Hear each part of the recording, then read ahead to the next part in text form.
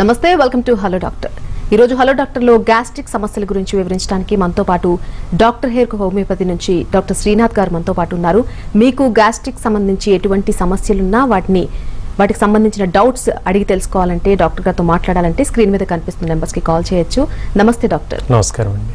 ఈ కాలంలో ఎక్కువగా వింటున్న సమస్యల్లో గ్యాస్ట్రిక్ సమస్య కూడా ఒకటి. అసలు గ్యాస్ట్రిక్ సమస్య రావడానికి కారణం ఏంటి? రైట్ అండి. గ్యాస్ట్రిక్ లక్షణాలు ప్రధానంగా వేళకు భోజనం చేయకపోవడం వల్ల ఎక్కువ మందిలో తలెత్తుతూ ఉంటాయి. వీటిని మనం గ్యాస్ట్రిక్ అల్సర్ లేదా డియోడినల్ అల్సర్ అనేటువంటి లక్షణంగా చెప్పుకోవచ్చు. భోజనం చేసిన తర్వాత కడుపు నొప్పి విపరీతంగా వస్తుంది, తేన్పులు అధికంగా వస్తున్నాయి అనేటువంటి లక్షణాన్ని గ్యాస్ట్రిక్ అల్సర్ లక్షణంగా చెప్పుకోవచ్చు. అల్సర్ అంటే చిన్నపాటి పుండు, పేగుల్లో ఏర్పడేటువంటి చిన్నపాటి పుండును అల్సర్గా చెప్తుంటాము. అది కడుపు యొక్క పై భాగంలో ఏర్పడినట్లయితే గ్యాస్ట్రిక్ అల్సర్ అంటాము. అలాగే భోజనం చేసిన తర్వాత కడుపు నొప్పి అనేది తగ్గుతున్నట్టుగా అనిపిస్తే దాన్ని డియోడినల్ అల్సర్ అంటాము. అంటే దిగువ భాగంలో కడుపుకు కొంచెం కింది భాగంలో ఏర్పడేటువంటి పుండు. సో ఇలా చిన్న వ్యత్యాసం అనేది సెల్ఫ్గా కూడా అబ్జర్వ్ చేసుకునే అవకాశాలు ఉంటాయి. ఇలా ప్రధానమైన రెండు అల్సర్స్ గ్యాస్ట్రిక్ అలాగే డియోడినల్ అల్సర్ అని చెప్పుకున్నాం. ఇక సాధారణంగా కడుపు ఉబ్బరంగా ఉండడము, తేనుపులు అధికంగా రావడము, అలాగే కొంచెం భోజనం చేయగానే కడుపు నిండిపోయినట్టుగా అనిపించడము, ఇలాంటి లక్షణాలన్నీ కూడా గ్యాస్ట్రైటిస్ తాలూకు లక్షణాలుగా చెప్పుకోవచ్చు. అంటే కొంచెం కడుపు లైట్గా వాపుకు గురయ్యడం అనేటువంటి లక్షణంగా మనం చెప్పుకోవచ్చు. ఇది అధికంగా వేళకు భోజనం చేయకపోవడము, మసాలా వేపుళ్ళు ఎక్కువగా తీసుకోవడము, అలాగే నైట్ డ్యూటీస్ అధికంగా చేయడము, ఆల్కహాల్ ఇంటేక్ అధికంగా ఉండేటువంటి వ్యక్తులు, స్మోకింగ్ ఎక్కువగా చేసేటువంటి వ్యక్తులు, అలాగే ఫుడ్ ఐటమ్స్లో వెనిగర్ లాంటి పదార్థాలు వాడేటువంటి వ్యక్తులకు ఈ గ్యాస్ట్రైటిస్ తాలూకు లక్షణాలు అధికంగా ఉంటాయి. దీంట్లో కడుపు నొప్పి, కడుపు ఉబ్బరంతో పాటు ఛాతీ మధ్య భాగంలో కూడా నొప్పి, అలాగే కొంచెం మంట లాంటి లక్షణాలు, అలాగే ఈ గొంతు భాగం అంతా కూడా మంట లాంటి లక్షణాలు తలెత్తే అవకాశం కనిపిస్తుంది. అలాగే ఐబిఎస్ అనే ప్రాబ్లం గురించి చెప్తున్నా. అసలు ఐబిఎస్ అంటే ఏంటి డాక్టర్? రైట్ అండి. సో ఇలా గ్యాస్ట్రిక్ లక్షణాలు దీర్ఘకాలికంగా వేధిస్తున్నప్పుడు దాంతోపాటు అధికంగా తలపోటు కూడా వచ్చే ప్రమాదం కనిపిస్తుంది. ఈ తలనొప్పి విపరీతంగా ఉండడము, కొన్ని సందర్భాల్లో వామిటింగ్ అయిన తర్వాత ఈ తలనొప్పి తగ్గడము అనేటువంటి లక్షణం కనిపించవచ్చు. చాలామందిలో ఈ తలనొప్పిని కేవలం మైగ్రేన్గా భావించి మైగ్రేన్కి సంబంధించినటువంటి మాత్రలు వాడుతూ ఉంటారు. అలా కాకుండా ఈ గ్యాస్ట్రిక్ లక్షణం వల్ల కూడా మైగ్రేన్ తలెత్తేటువంటి అవకాశం ఉంటుంది. సో ఇది అనుభవజ్ఞ డాక్టర్ మంచి పర్యవేక్షణలో చూస్తే మాత్రమే అనలైజ్ చేసే అవకాశం ఉంటుంది. సో మన దగ్గరకు వచ్చే పేషెంట్లో ఎక్కువ మందిని చూస్తుంటాం. ఉదయం లేవగానే ప్యాంటాప్ మాత్ర వేసుకుంటున్నానండి, గత 10 సంవత్సరాలు అవుతుంది, 15 సంవత్సరాలుగా వాడుతూనే ఉన్నాను, ఆ మాత్ర వాడిన రోజున గ్యాస్ట్రిక్ ప్రాబ్లం విపరీతంగా ఉంది, ఇలాంటి లక్షణాలు చెప్తూ ఉంటారు. సో ఇలా దీర్ఘకాలికంగా సమస్యతో సఫర్ అయ్యేటువంటి వ్యక్తులకు హోమియోపతి మందులు బెస్ట్ మందులుగా చెప్పుకోవచ్చు. ఈ లక్షణంతో సఫర్ అవుతున్న వ్యక్తులు ఆ మాత్రలు నిదానంగా తగ్గిస్తూ హోమియోపతి ద్వారా ఈ ప్రమాదం నుంచి తగ్గించుకోవచ్చు. ఒక కాల్ ఉన్న డాక్టర్ మాట్లాడదాం. దీపక్ గారు వరంగల్ నుంచి కాల్ చేస్తున్నారు. నమస్తే దీపక్ గారు, డాక్టర్ గారితో మాట్లాడండి. Hello sir. దీపక్ గారు చెప్పండి. సార్ నాకు 6 months back gall bladder surgery అయింది సార్, లాప్రోస్కోపీ. ఓకే. అప్పుడు డయాగ్నోస్ చేస్తే ఎండోస్కోపీ చేస్తే పెంగస్ట్రైటిస్ అన్నారు. ఓకే. అండ్ 6 months నుండి మెడిసిన్ వాడుతున్నా సార్. జనవరిలో అయింది, ఇప్పుడు జూలై 6 months అవుతుంది మెడిసిన్, కానీ ఏం రికవరీ లేదు సార్. బ్యాక్ పెయిన్ బాగా వస్తుంది. Okay. And some times belching ఉన్నది. రైట్. అండ్ ఒక చిన్న ప్రశ్న, సమ్ టైమ్స్ బ్లోటింగ్ ఉన్నది సార్. తప్పకుండా ఒక చిన్న ప్రశ్న అండి. గాల్ బ్లాడర్ లో రాళ్ళు ఏర్పడడం వల్ల సర్జరీ చేశారు అంతేనా? స్టోన్స్ రావడం వల్ల సర్జరీ చేశారు. ఎగ్జాక్ట్లీ. సో ఇప్పుడు ఈ తేన్పులు, కడుపు ఉబ్బరము, బ్యాక్ పెయిన్ ఉంది అంతేనా? బ్యాక్ పెయిన్ బాగా సార్, ఒక 3-4 days బాగా ఇబ్బంది పెడుతుంది. 1 month కోసారి రిపీట్ అవుతుంది సార్.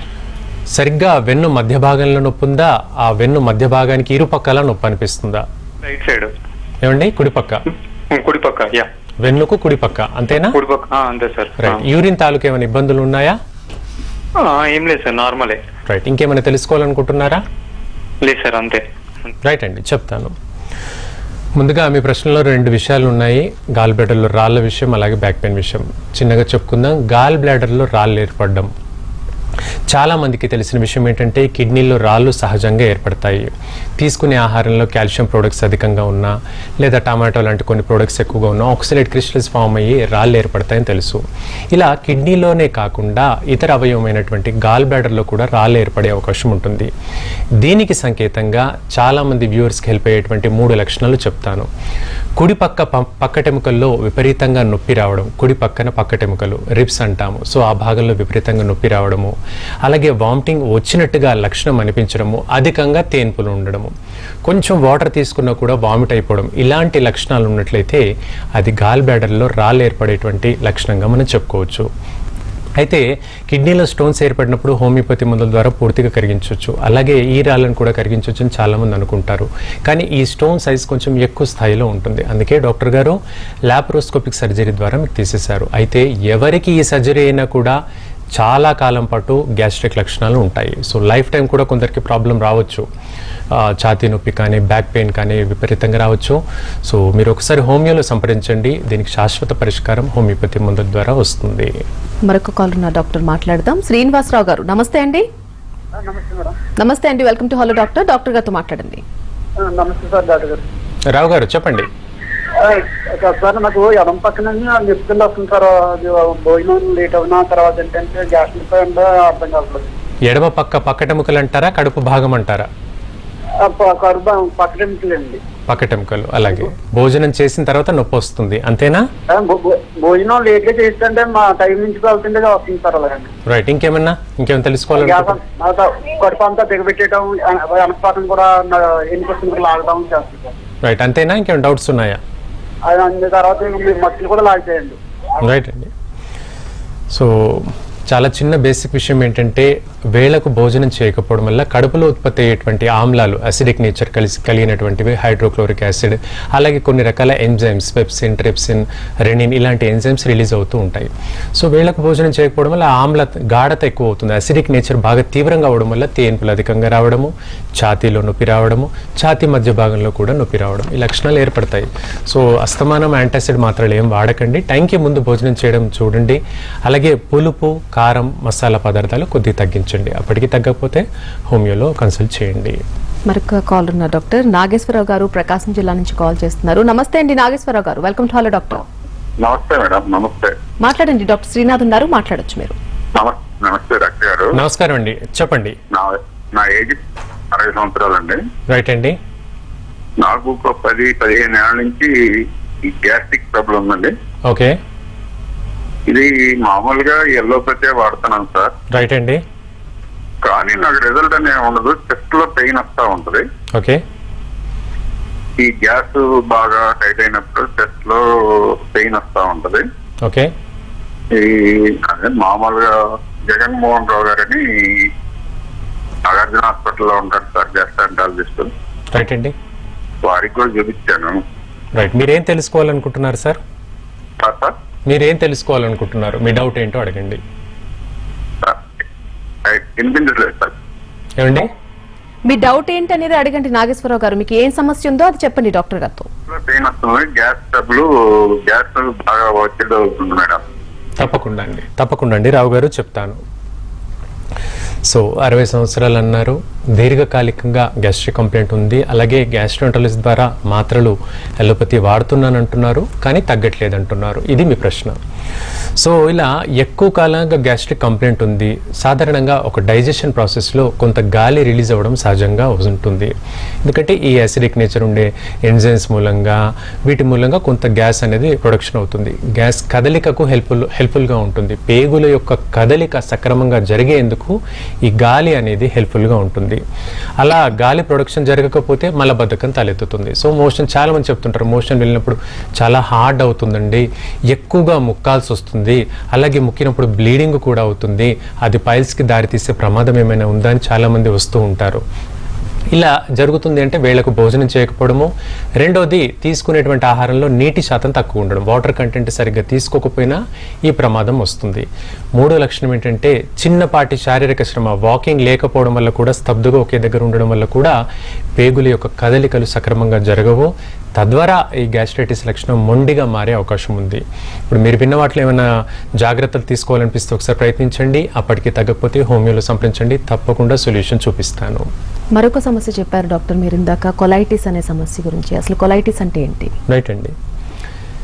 సో పెద్ద పేగు వాపుకు గురయ్యేటువంటి లక్షణాన్ని కొలైటిస్ అంటాము. దీంట్లో చిన్నపాటి పుండు కూడా ఏర్పడి పెద్ద పేగు వాపు గురవుతుంది. దీన్ని అల్సరేటివ్ కొలైటిస్ అంటాము. ఈ లక్షణం ఏంటంటే మోషన్కి వెళ్ళి పాస్ చేసి వచ్చిన తర్వాత మళ్ళీ కడుపు నొప్పిగా అనిపిస్తూ మళ్ళీ ఇంకోసారి విరోచనానికి వెళ్ళాలి అనేటువంటి సిమ్టమ్, ఒక ఫీలింగ్ కలిగేటువంటి లక్షణాన్ని కోలైటిస్ అంటారు. ఇలా చాలామంది యాంగ్జైటీకి గురయ్యి లైక్ మార్నింగ్ అవర్స్లో కావచ్చు, ఒక రోజులో కానివ్వండి 3 నుంచి 5 సార్ల వరకు, అంటే టీ తాగిన తర్వాత మళ్ళీ మోషన్కి వెళ్ళాలనిపించడం, భోజనం చేసిన తర్వాత మళ్ళీ వెళ్ళాలనిపించడం, లేదా కడుపు అంతా అనీజీగా ఉండడం, ఈ లక్షణాలన్నీ కూడా అల్సరేటివ్ కొలైటిస్ లక్షణాలుగా చెప్పుకోవచ్చు. వీటికి గల కొన్ని చిన్న కారణాలు చెప్పుకుందాం. మానసికంగా తీవ్రమైన ఒత్తిడి ఉండేటువంటి వ్యక్తులకు ఈ లక్షణం కనబడుతుంది. చాలామంది అనుకుంటారు మానసిక ఒత్తిడి ఉన్నప్పుడు సైకియాట్రిక్ సంబంధించిన సమస్య, అది జీర్ణాశయం పైన ఎలా ప్రభావం పడుతుంది అనుకుంటారు. ఎప్పుడైతే ఒత్తిడి విపరీతంగా, ఆందోళన అధికంగా ఉండడం, స్ట్రెస్కి ఎక్కువగా గురవడం, పిల్లల్లో కూడా ఈ లక్షణాన్ని చూడవచ్చు. ఎగ్జామ్ ఫోబియా ఉన్నప్పుడు కూడా ఈ లక్షణం తలెత్తుతుంది. ఎగ్జామ్కి వెళ్లే ముందు 2-3 సార్లు మోషన్కి పాస్ చేయాలనేటువంటి ఫీలింగ్ కలగడం, ఇవన్నీ కూడా ఈ యాంగ్జైటీ తాలూకు లక్షణాలుగా మనం చెప్పుకోవచ్చు. అవి ఈ కొలైటిస్ లక్షణానికి దారితీసే ప్రమాదం ఉంది. సో దీర్ఘకాలికంగా ఎక్కువ మందులు వాడలేమండి అనుకునేటువంటి వ్యక్తులు కొంతకాలం, 1 నెల 2 నెలల పాటు హోమియోపతి మందులు ఈ లక్షణానికి వాడినట్లయితే చాలా చక్కగా ఈ సమస్య అదుపులోకి ఉంటుంది. అలాగే నివారణ మాత్రలు కూడా ఉంటాయి. అంటే ఆ లక్షణం ఎప్పుడైనా అనిపించినప్పుడు మళ్ళీ మాత్రలు వేసుకుంటే ఆ ప్రాబ్లం అనేది కంట్రోల్ అయ్యేటువంటి అవకాశాలు కూడా హోమియోపతిలో ఉంటాయి. నెక్స్ట్ కాలర్తో మాట్లాడే ముందు షార్ట్ బ్రేక్ తీసుకుందాం డాక్టర్. హలో డాక్టర్లో షార్ట్ బ్రేక్ తీసుకుందాం. Stay tune. Welcome back to hello doctor. మరొక కాలర్ ఉన్న డాక్టర్ మాట్లాడదాం. ప్రసాద్ ఫ్రమ్ కాకినాడ నుంచి కాల్ చేస్తున్నారు. నమస్తే అండి ప్రసాద్ గారు. హలో ప్రసాద్ నమస్తే గారు, ప్రసాద్ గారు, మాట్లాడండి డాక్టర్ గారితో. హలో, చెప్పండి, వింటున్నాను ప్రసాద్ గారు. అదే సరిగ్గా ఆకలి అనిపించట్లేదండి. మూడు అదే సరిగ్గా ఆకలి అయ్యట్లేదండి. 3 అవుందాకా 3 అయిన దాకా ఆకలి అవ్వట్లేదు, అంతేనా? సరిగ్గా ఆకలి అవ్వట్లేదండి. వయసు ఎంత ప్రసాద్ నీది? 26 అండి. 26 అంతేనా? అంతేనండి. రైట్, ఇంకేమైనా ఇబ్బందులు ఉన్నాయా? అదేనండి, సరిగ్గా ఆకలి అనిపించట్లేదండి. మనిషిని రైట్ అమ్మా, చెప్తాను. సో ఆకలి అనిపించట్లేదు, లాస్ ఆఫ్ అప్టైట్, దీనికి కొన్ని కారణాలు ఉంటాయి. బేసిక్ కారణాలే, పెద్ద ప్రమాదకరమైన ఏంటి కావు. ప్రధానంగా రక్తహీనత ఉన్నప్పుడు ఆకలి సరిగ్గా అనిపించదు. హీమోగ్లోబిన్ స్థాయి 26 సంవత్సరాల ఉన్నప్పుడు సగటున 11 నుంచి 13 గ్రామ్% ఉండాలి. అంతకంటే తక్కువ ఉన్నప్పుడు అది రక్తహీనత అంటాము. అలా రక్తహీనత, శరీరంలో రక్తం స్థాయి బాగా తక్కువగా, హీమోగ్లోబిన్ స్థాయి బాగా తక్కువగా ఉన్నప్పుడు ఆకలి అయ్యేదు. అలాగే నిద్ర లేనప్పుడు కూడా ఆకలి సరిగ్గా ఉండదు. అలాగే పోషకాహార లోపం, కాల్షియము, విటమిన్ డి, B12 లాంటివి బాగా శరీరంలో తక్కువగా ఉన్నప్పుడు కూడా ఆకలి అనిపించడు. ఇక లాస్ట్లీ మానసిక సమస్యలు, ఎక్కువ కాలంగా దీర్ఘకాలికంగా మానసిక సమస్యలు, ఒత్తిళ్లు, ఎక్కువ ఆలోచనలు ఉన్నా కూడా ఆకలి అవ్వదు. ఇవే చిన్న కారణాలు. నీ ఏజ్కి పెద్ద పెద్ద కారణాలు ఇక అనేకం ఉంటాయి, కానీ అవి నీకు తెలుసుకోవాల్సిన అవసరం లేదు. ఈ చిన్నవి ఏమైనా ఉంటే సరి చేసుకో, సరిపోతుంది. అలాగే ఎమీబియాసిస్ అనే సమస్య గురించి చెప్పారు డాక్టర్, దానికి సంబంధించి వివరాలు చెప్పండి. రైట్ అండి. కొందరిలో మోషన్ పాస్ చేసినప్పుడు బంక విరోచనాలు అధికంగా అవుతున్నాయి, జిగటగా వస్తుంది, కడుపు నొప్పి విపరీతంగా ఉందండి, కడుపు అంతా మెలిపెట్టినట్టుగా ఉంది, ఇలాంటి లక్షణాలు కనిపిస్తూ ఉంటాయి. ఇవి చిన్నపాటి అమీబియాసిస్ లక్షణంగా చెప్పుకోవచ్చు. కొందరిలో అమీబిక్ డిసెంట్రీ అని కూడా అంటారు దీన్ని. అంటే మోషన్ పాస్ చేసినప్పుడు మోషన్తో పాటుగా బ్లడ్ కూడా పడుతుంది. అలా రక్తం కూడా విరోచనాల్లో పడ్డప్పుడు అమీబిక్ డిసెంట్రీ అంటారు. సో ఇది స్టూల్ ఎగ్జామినేషన్ ద్వారా నిర్ధారణ చేసుకోవచ్చు. అలాగే ఇలాంటి వ్యక్తులకు రక్తహీనత కూడా అధికంగా కనిపిస్తుంది. తరచూ నీరసంగా ఉండడము, చర్మం పాలిపోయినట్టుగా అనిపించడము, కళ్ళు తిరుగుతున్నట్టుగా అనిపించడము, తొందరగా అలసిపోవడము, బలహీనత, ఇలాంటి లక్షణాలు, ఎముకలు కూడా విపరీతంగా నొప్పులు లాంటి లక్షణాలు ఈ అమీబియాసిస్లో కనబడే అవకాశం ఉంటుంది. సో దాన్ని స్టూల్ ఎగ్జామినేషన్ లేదా కల్చర్ ద్వారా ఈ లక్షణాన్ని మనం తెలుసుకోవచ్చు. అయితే ఎక్కువగా గ్రామీణ నేపథ్యంలో ఉండేటువంటి వ్యక్తులకు ఈ లక్షణం కనబడవచ్చు. అలా బంక విరోచనాలు ఉన్నప్పుడు, కడుపు నొప్పి ఉన్నప్పుడు మాత్రం అమీబియాసిస్ లక్షణాలుగా భావించి డాక్టర్ గారిని వెంటనే సంప్రదించాలి. అలాగే గ్యాస్ట్రైటిస్ కాంప్లికేషన్స్ ఏ విధంగా ఉంటాయి డాక్టర్? రైట్ అండి. ఎక్కువ మందిలో మోషన్ పాస్ చేసినప్పుడు డాక్టర్ గారు మోషన్ రంగు మారుతూ ఉందండి, రెడ్డిష్గా కానీ బ్రిక్ రెడ్ కలర్గా బ్రౌన్ కలర్లో కానీ స్టూల్స్ రంగు మోషన్ రంగు మారుతూ ఉందండి అని లక్షణంగా మనకు చెప్తూ ఉంటారు. ఇది కడుపులో ఉండేటువంటి గ్యాస్ట్రైటిస్ లక్షణము మొండిగా ముదిరిపోయినప్పుడు ఏర్పడేటువంటి ప్రమాదం. అంటే కడుపులో ఉండేటువంటి చిన్న పేగు, స్మాల్ ఇంటెస్టైన్ అంటాం, ఆ చిన్న పేగుకు లైక్ పుండ్లు ఏర్పడి రంధ్రం ఏర్పడి అందు నుంచి బ్లీడింగ్ అవుతూ వస్తుంది. ఈ బ్లడ్ రావడం అంతా కూడా మోషన్లో కలిసి వస్తుంది, అందువల్ల మోషన్ యొక్క రంగు కూడా మారుతుంది. ఈ రకంగా దీన్ని మెలీనా అంటాము. కొందరిలో విరోచనాలు బ్లాకిష్గా బ్రౌన్గా కూడా మారుతూ ఉంటాయి. ఈ వీళ్ళు అధికంగా రక్తహీనతతో బాధపడతారు. సో దాన్ని గుర్తించకపోతే కాంప్లికేషన్గా మారి మెదడుకు ఆక్సిజన్ సప్లై కూడా తగ్గేటువంటి ప్రమాదం కనిపిస్తుంది. మరొక కాల్ ఉన్నారు డాక్టర్, మాట్లాడదాం. లక్ష్మి గారు కాల్ చేస్తున్నారు రాజమండ్రి నుంచి. నమస్తే లక్ష్మి గారు. హలో, నమస్తే లక్ష్మి గారు, వినిపిస్తోందా మీకు? వినిపిస్తుందండి. మాట్లాడండి డాక్టర్ గారితో. హలో అమ్మ చెప్పండి. నమస్కారం అమ్మ చెప్పండి.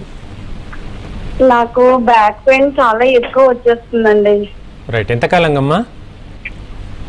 4-5 సంవత్సరాల నుంచి ఎడమ పక్క మక్క నుంచి కాలు కింద వరకు లాగేస్తుందండి, పాదం వరకు. రైట్, 4 సంవత్సరాలుగా. మరి డాక్టర్ గారిని కలిసావా? చాలా ఇంగ్లీష్ మందులు చాలా వాడానండి. ఏమన్నారమ్మా ఫైనల్ గా? డాక్టర్ గారు ఏమన్నారు? ఎప్పుడు మందులు ఇస్తున్నారండి, వేసుకుంటున్నాము, ఏం తగ్గట్లేదండి. ఇంకెప్పుడు కూడా నడుము నొప్పితో చాలా బాధపడుతున్నానండి. రైట్, ఇది కాకుండా ఇంకేమైనా తెలుసుకోవాలనుకుంటున్నావా? ఈ గుండెల్లో ఎడం పక్క బాగా పెయిన్ వస్తుందండి. గుండెలో ఎడం పక్క స్కానింగ్ అది ఎడం పక్కేనండి. స్కాన్ అది తీస్తే అది ఏం లేదమ్మా, అది కండరాల నొప్పి అంటున్నారు. మందులు వాడితే బానే ఉంటుందండి, లేకపోతే మళ్ళీ నొప్పి అలాగే వస్తుంది. వయసు ఎంతమ్మా నీది? 42 అండి. ఇంకేమైనా తెలుసుకోవాలనుకుంటున్నావా? అంతేనా? ఇప్పుడు కాలు పాదం మీద నొప్పి అండి, పొడి భుజం కూడా నొప్పి. తప్పకుండా అమ్మా, దాని గురించి చెప్తాను. సో 4 సంవత్సరాలుగా డిస్క్ ప్రాబ్లం ఉంది. నడుము నొప్పికి సంబంధించిన విషయాన్ని డిస్క్ ప్రాబ్లంగా చెప్పుకుంటాం. వెన్నులో టోటల్గా ఉండేటువంటి ఎముకల సంఖ్య 33 అమ్మ. ఈ 33 ఎముకల మధ్యన సన్నటి మెత్తటి కుషన్ లాంటి పదార్థం ఉంటుంది, దాన్ని డిస్క్ అంటాము. సో ఈ డిస్క్ ఏంటి? మన కదలికలు మూమెంట్ కోసం హెల్ప్ అవుతుంది, నడకకు, కూర్చునేందుకు, మెట్లెక్కేందుకు, దిగేందుకు హెల్ప్ఫుల్గా ఉంటుంది. ఇది అరిగిన లేదా పక్కకు జరిగిన, స్థానభ్రంశం చెందిన పక్కన ఉండేటువంటి నరాల మీద విపరీతమైనటువంటి ఒత్తిడి పడుతుంది, తద్వారా ఈ నొప్పి వస్తుంది. ఈ నడుము నొప్పి కారణం అది. అలా నడుము నొప్పి స్టార్ట్ అయ్యి నడుము నుండి కింది భాగంలో అంటే బ్యాక్ రీజన్, అలాగే తొడ భాగము, పిక్కలు, పాదం వరకు కూడా లాగుతున్నట్టుగా విపరీతంగా వస్తుంది. నీ విషయంలో ఇది సయాటికా అంటాము. ఈ లక్షణం 4 సంవత్సరాలుగా ఉంది, మందులు వాడుతున్నా తగ్గట్లేదంటున్నావు. హోమియోలో వీటికి శాశ్వత పరిష్కారం ఉంటుందమ్మా. ఇక నువ్వు హోమియోపతి మందులు స్టార్ట్ చేసుకో. చిన్నపాటి ఎక్సర్సైజ్ కూడా డాక్టర్ గారు చెప్తారు. రాజమండ్రిలో కూడా మన బ్రాంచ్ ఉంది, తప్పకుండా తగ్గే మార్గాలు ఉన్నాయి, ఒకసారి సంప్రదించమ్మా. మరొక కాల్తో మాట్లాడదాం డాక్టర్. సంధ్య గారు సూర్యాపేట నుంచి కాల్ చేస్తున్నారు. సంధ్య గారు నమస్తే. నమస్తే మేడం. మాట్లాడండి, డాక్టర్ శ్రీనాథ్ గారు ఉన్నారు, మాట్లాడొచ్చు మీరు. అమ్మా చెప్పండి. గ్యాస్ అండి, 4 సంవత్సరాలు వచ్చింది డాక్టర్ గారు. ఓకే, ఇట్లా కొంచెం అన్నంగా మారకుండా ఉంటాం, గొంతులో టేపులు అట్లా వస్తుందండి. ఎక్కడ హాస్పిటల్ తిరిగినా అది నయం కట్టలే, ఏం లేదని చెప్తారు, నయం కట్టలే. ఎండోస్కోపీ పరీక్ష చేయించారమ్మా? చేయించండి, ఏం లేదని చెప్తారు. ఏం లేదన్నారా డాక్టర్ గారు? గుండెల్లో మంట, నొప్పి. అంతేనా? ఇంకేం డౌట్ అమ్మా? ఎట్లా అమ్మబడి పని చేసినా కానీ ఎంత పేక్ వచ్చినట్టుగా ఉంటుందండి పొట్ట. రైట్ అమ్మా, చెప్తాను.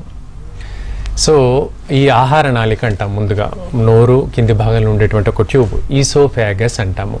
ఆ ఈసోఫాగస్, ఈ ఆహార నాళిక కింది భాగంలో కడుపుకు కనెక్ట్ అయి ఉంటుంది.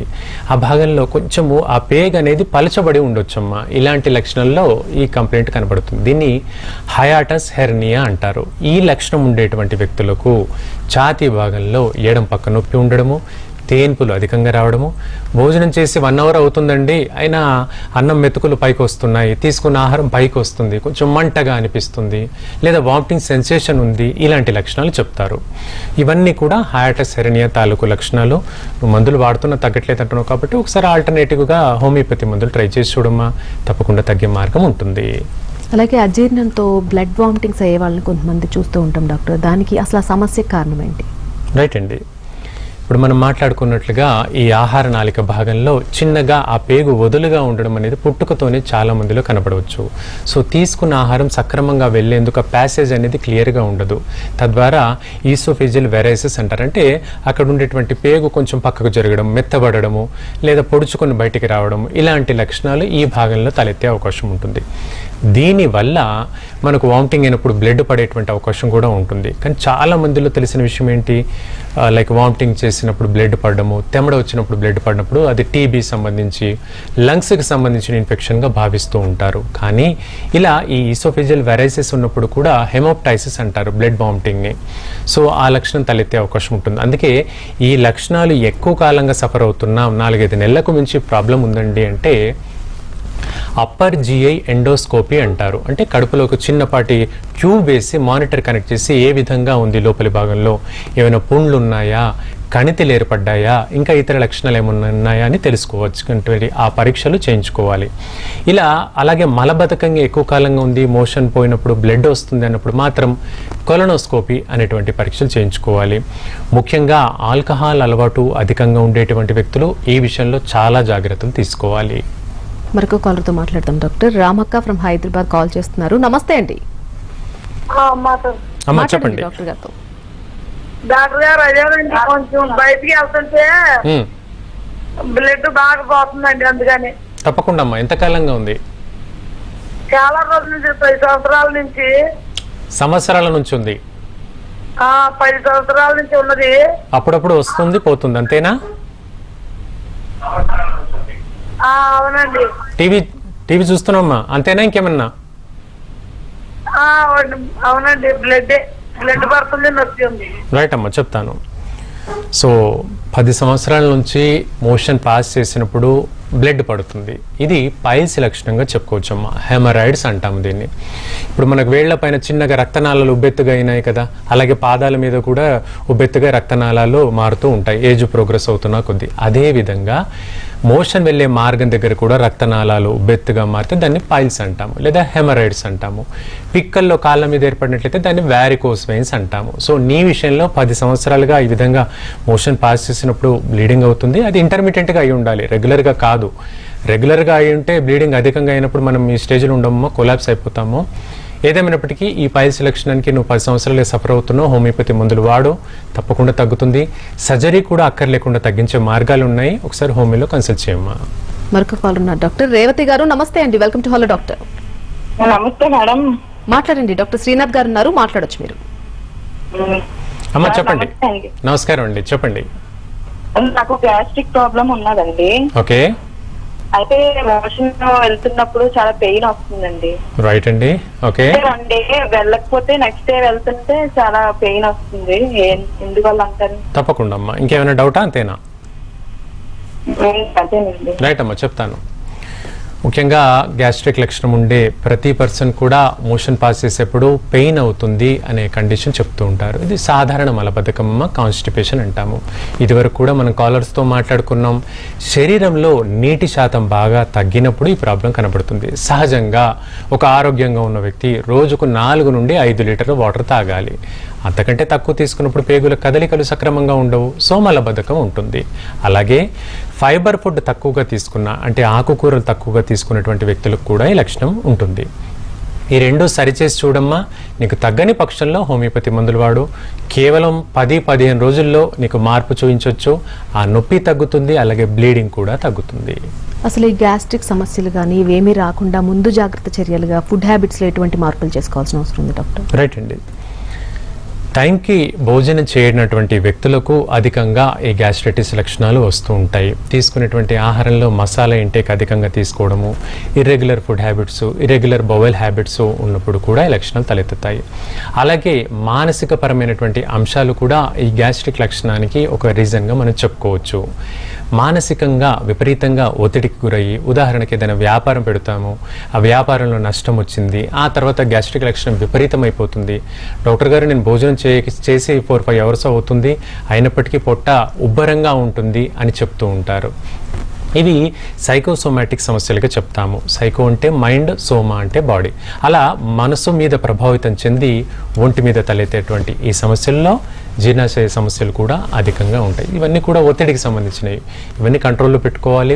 వేళకు భోజనం చేయాలి, నీళ్లు సరిగ్గా తీసుకోవడము, అవసరం ఉన్నప్పుడు చిన్నపాటి హోమియోపతి మందులు వాడుకుంటే ఈ సమస్యలన్నిటి నుంచి కూడా బయటపడవచ్చండి. లాస్ట్ కాల్ ఉన్న డాక్టర్ మాట్లాడదాం. రాములు గారు వరంగల్ నుంచి కాల్ చేస్తున్నారు. నమస్తే రాములు గారు.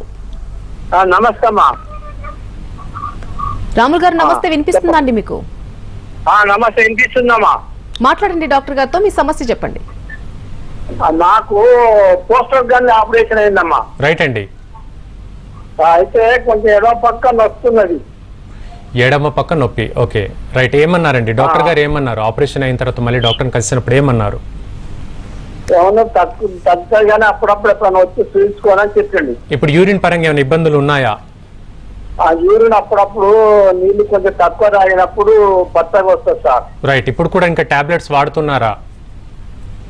షుగర్ కూడా ఉన్న టాబ్లెట్స్ వాడుతున్నాం. షుగర్ కంట్రోల్లో ఉందండి? షుగర్ కంట్రోల్ ఉంది సార్. రైట్. ఇంకేమైనా ఇబ్బందులు ఉన్నాయా? ఏ ఇబ్బందులు లేవు. తప్పకుండా రాములు గారు దాని గురించి చెప్తాను, వినండి. సో 55-60 సంవత్సరాలు దాటిన తర్వాత పురుషుల్లో ప్రోస్టేట్ గ్రంథి వాపు తలెత్తే అవకాశం కనపడుతుంది. అంటే బ్లాడర్, మూత్రాశయం కింది భాగంలో ఒక చిన్న గ్రంథి ఉంటుంది. ఒక లైక్ గ్రేప్స్ ఆకారంలో ఉండేటువంటి ఒక చిన్న గ్రంథి ఉంటుంది. దీన్ని ప్రోస్టేట్ గ్రంథి అంటాము. ఇది 60 సంవత్సరాలు దాటిన తర్వాత ఏజ్ రీత్యా అది కొంచెం వాపుకు గురయ్యే అవకాశం ఉంటుంది. తద్వారా యూరిన్ పాస్ చేసేటప్పుడు విపరీతంగా నొప్పి, మంట, తరచుగా వెళ్లాల్సినటువంటి లక్షణం లేదా వెళ్ళినప్పుడు ఫ్రీగా రాకపోవడం లాంటి లక్షణాలు ఉంటాయి. దీన్ని ప్రోస్టేట్ హైపర్ట్రోఫీ అంటాము. సో విపరీతంగా మొండిగా ఉన్నప్పుడు మాత్రమే డాక్టర్ గారు సర్జరీ చేస్తారు. లేకపోతే ఇది జీవితాంతం చిన్నపాటి మాత్రల ద్వారా కంట్రోల్ చేయొచ్చు. ఇకపోతే ఈ నొప్పి అంటున్నారు, ఆ నొప్పిని కంట్రోల్ చేసేటువంటి మాత్రలు హోమియోపతిలో ఉన్నాయి. మీ అందుబాటులో ఉన్న హోమియో కేంద్రంలో కలవండి ఒకసారి డాక్టర్ గారిని, తప్పకుండా ఈ ప్రాబ్లం తగ్గుతుంది.